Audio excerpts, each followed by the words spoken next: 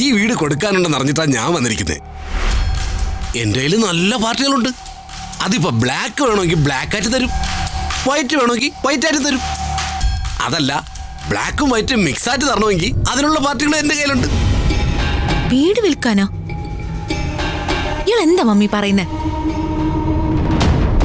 ഭ്രാന്തുണ്ടോ ഇയാൾക്ക്?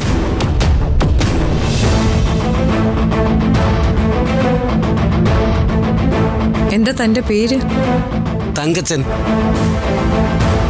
പ്ലാവ് പറമ്പിൽ തങ്കച്ചൻ. തങ്കച്ച, തനിക്ക് വീട് മാറിപ്പോയിട്ടുണ്ട്. താൻ എവിടേക്കാ വന്നേന്ന് ഒന്നും കൂടെ അന്വേഷിക്കുക.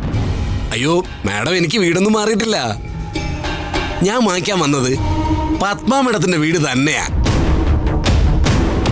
എന്നുവെച്ചാ യതീന്ദ്ര സാറിന്റെ ഭാര്യയായ പത്മ മേഡത്തിന്റെ വീട്. നിങ്ങൾ ആരോടെങ്കിലും വീട് വെക്കുന്നതിന്റെ കാര്യം പറഞ്ഞോ?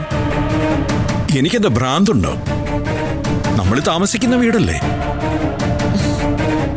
മിസ്റ്റർ, ഇവിടെ ആരും വീട് വെക്കുന്നില്ല. തനിക്ക് പോവാം. അല്ല മേഡം, ഞാനൊന്ന് പറയട്ടെ. അത് വെറുതെ എന്നെ ദേഷ്യം പിടിപ്പിക്കല്ലേ. ഈ വീട് വെക്കുന്നതിന്റെ കാര്യം പറയാൻ ഒരേ ഒരാൾക്കേ അധികാരമുള്ളൂ. അതെനിക്കാ. അല്ലല്ലോ.